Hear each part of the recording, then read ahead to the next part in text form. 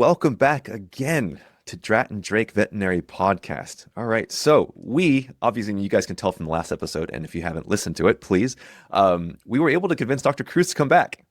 Um, and so, obviously, the typical format of the previous episodes are usually about an hour or hour and a half sometimes. Trying to keep it a little bit more short and sweet, because our typical drives or when we listen to podcasts, I think the 15 to 30 minute kind of segments are a little bit more digestible. And so, again, Dr. Cruz, thank you so much for coming back today. Short snippet on those who didn't get to that episode. Obviously, we first met in vet school. You were my professor. You were also the advisory for my public speaking club, Ross Talk. And you've always been a mentor for a lot of veterinary students, but now professionally, you have a service where for the veterinary community, you really help with their mental health, and essentially mental health coaching is kind of what you've labeled it. Since we last spoke, we kind of introduced this idea, this mantra that you've mentioned to me a few times, is this idea of feel better, think better. Yeah. Can you elaborate on that, please? Absolutely. We use our thinking mind all the time. It's always there. And we're very aware that we're having a lot of thoughts and a lot of voices and all of this happening at all the time at once. What we don't realize is that very connected to those thoughts that we're generating, there are this set of emotions that are congruent with those thoughts. So if we're having a wonderful conversation, and I'm praising you for thank you, Dr. Tam, for having me. I remember your very successful career as a student, now as a dad and a business owner. Those words, they come from the thoughts, from my memories. And the associated emotions are I'm really proud. And this is great. This is right. There's always the thought and there's always the feeling. And I know in psychology, and without getting into a lot of details and being very respectful for therapists, counselors, etc., I have found that whenever we want to help somebody feel differently, we want to put the thinking mind on the side at first, and we want to connect emotionally. And there's a lot of books, emotional intelligence, basically, from Daniel Goleman, and a lot of his publications, and many people following his work. It's really that capacity to feel, empathy, compassion. So I use this feel better, think better as my biggest philosophy. And probably the simplest way to explain this, go further, is just to give you an example. I was coaching this very young vet student at the moment. I think he was in second semester, and she graduated several years ago. And basically, she was telling me really from the bottom of her heart, very distressful situation that she was having at the moment. It was heavy, very, very heavy. So I need to match her emotions. Of course, she was crying. She was just really in a lot of tears and a lot of distress. So what I said, I'm going to take the same intensity of emotions, but I'm just going to flip the emotions. And I said, I admire you. I admire the situation. Just the fact that you're here, alive, talking about your story and thinking of ways of feeling better, it's amazing. So I immediately it matched her emotional intensity, just from the other angle. She was really stressed and anxious and frustrated. I just met that same intensity, but with love, with compassion, with respect, with understanding. And once she was able to relax a little and felt better, then we started talking about, okay, now let's bring logic and reason. Now let's bring the analytical mind.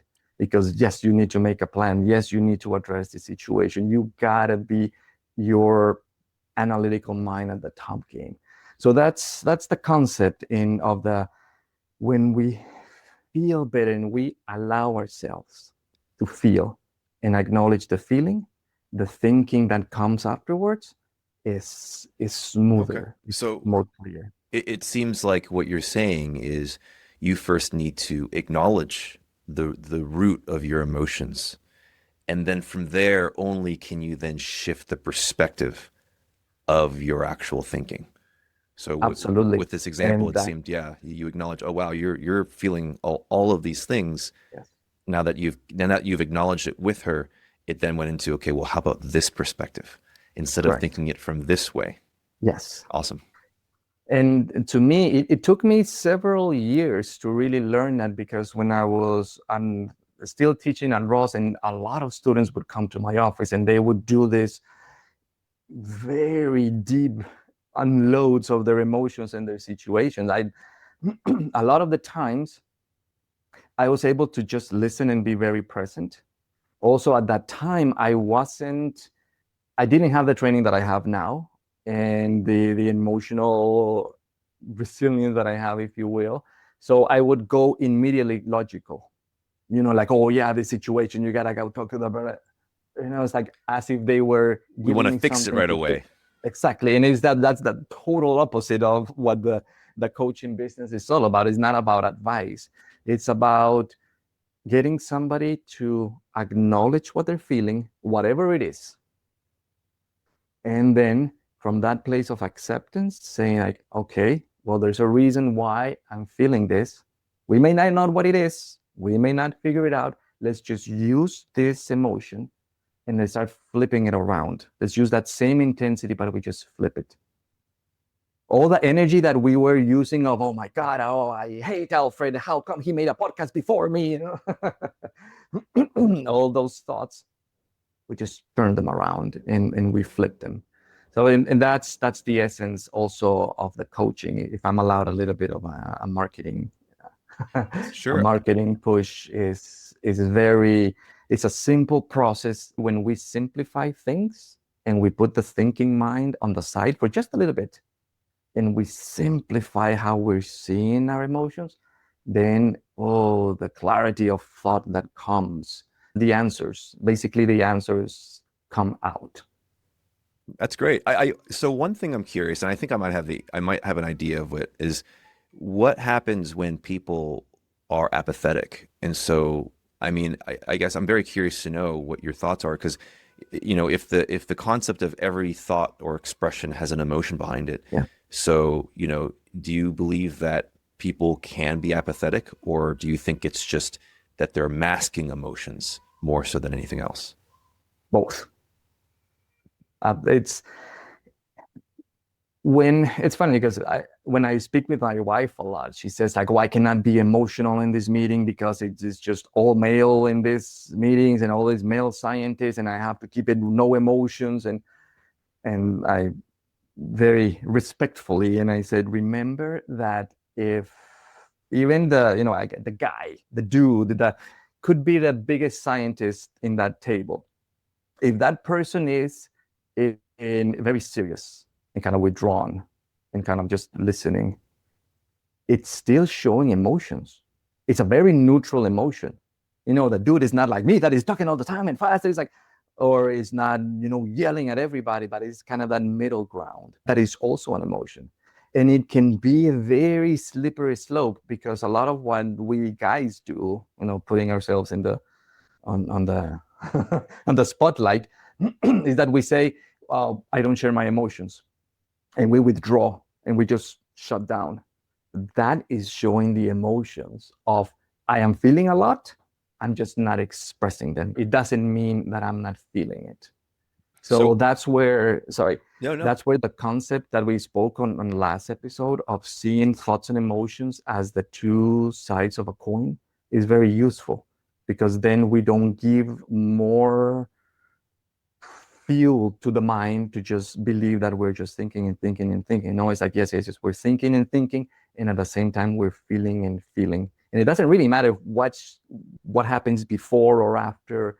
It's just this concept that allowing whatever emotion to be felt, to be expressed, even if it's just to ourselves.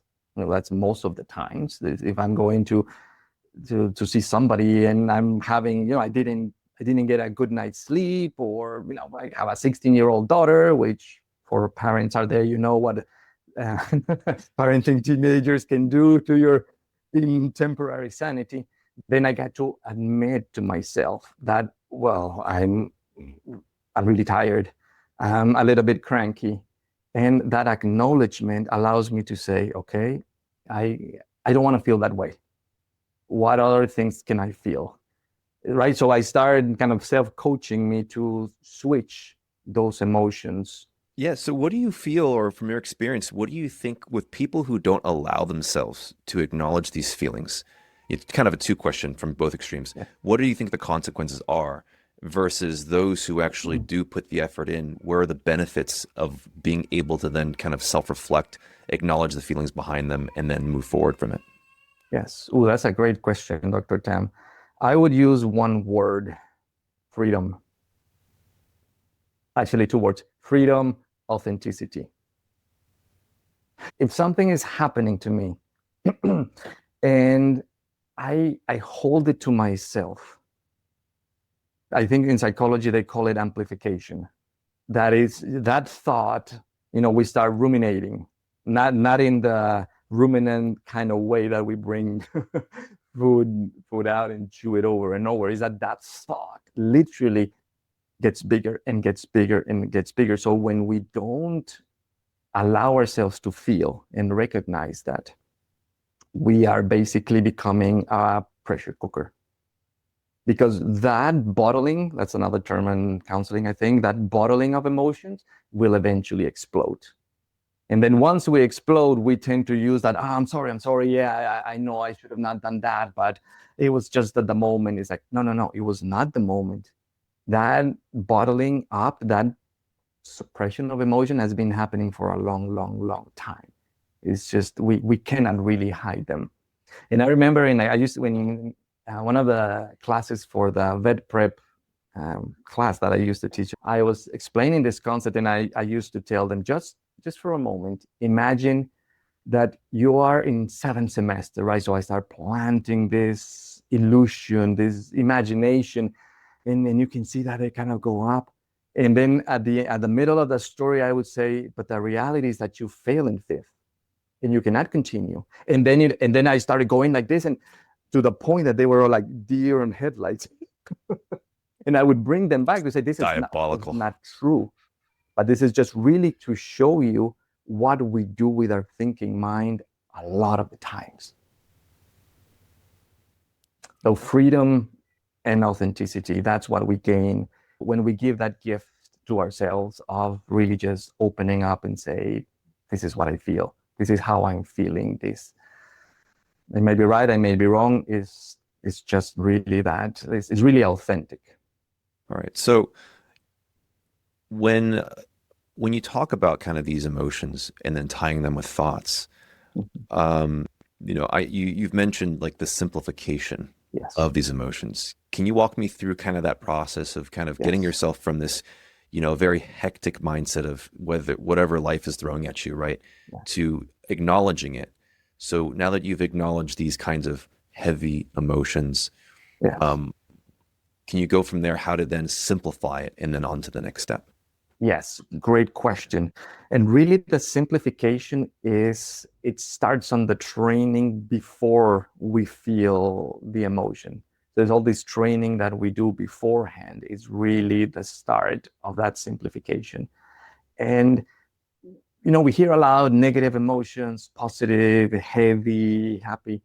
The Heart Math Institute, the research that they have been doing for a long time, they're genius in the way that they have described this, because they say, look at emotions as those that deplete your energy and those that renew your energy.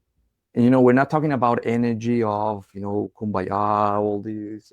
It's really, we need energy to talk. We have mitochondria and they're producing ATP, so there's real energy. So when I am in that simplification process and I am feeling that overwhelmed, stressed, angry, then I train myself to go into that simplicity to say, I'm draining my energy. I am draining my energy. And then just by saying that, my voice almost starts to cool down, even if I'm just talking in my head. all the time. Okay. And I say, okay, all right, so I feel my energy is very drained, and I almost describe it.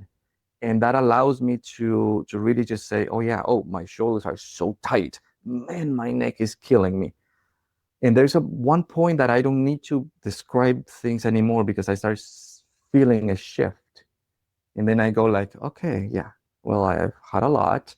It's been many days. There's a lot of things going on. However, I have these clients coming. I have this opportunity. I am feeling right. So it's really this simplification of, there's emotional states that are going to get me really down, drain my energy.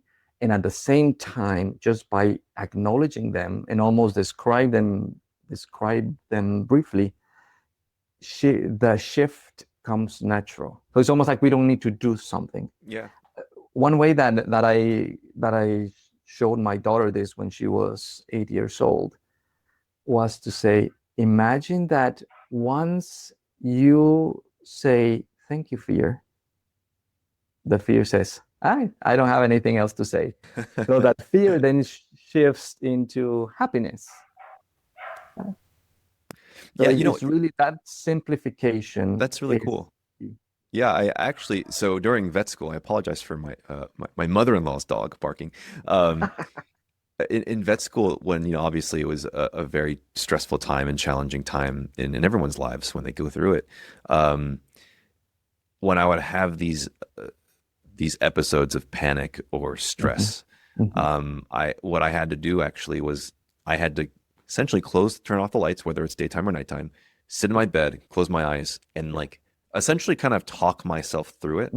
And I'm not one who's a very brilliant person. I actually really have to, quote, simplify or dumb things down for myself to understand it, which is also kind of how I then share and communicate with others. And so whenever I would be feeling a certain way, I would close my eyes and I talk to myself, okay, well, how am I feeling? In like the most simple 3-year-old terms. I feel bad. Okay, well, from there, let's extend that. Let's see what exactly is bad. Oh, I feel stressed. Okay, what are you stressed about? Well, I have this exam, and I have, and these people are coming over, and I have these things. Okay, well, and then from there, and as you're saying, I then felt better. And now that it's acknowledged, then the next step is, okay, well, you kind of enter that logic state, right? Well, what can you do about these things? Right? Okay, well, I have to take my exam. And what's the worst thing that can happen? Okay, you fail the exam. Do you fail the course? Do you know what are your capabilities? And I kind of then scale it from there and make it a little bit more branched out with my thoughts. So what you're saying, actually, it seems it's really cool, because I've had personal experience with just kind of that level of self meditation, and it really it's for me the only way that I can move forward in events of feeling so bad. Absolutely. And you're really hitting the nail on the head on this one, Dr. Tam, because if we put the concept of self-esteem, it's like, it doesn't matter how much praising and admiration I give to you, because it's your self-esteem. You have to do this. So when we're talking about emotions, we want to also simplify it to self-regulate. It's not control, it's not domination, it's just the simplification of self-regulating allows me, the one that is experiencing those emotions, to on myself however it suits best.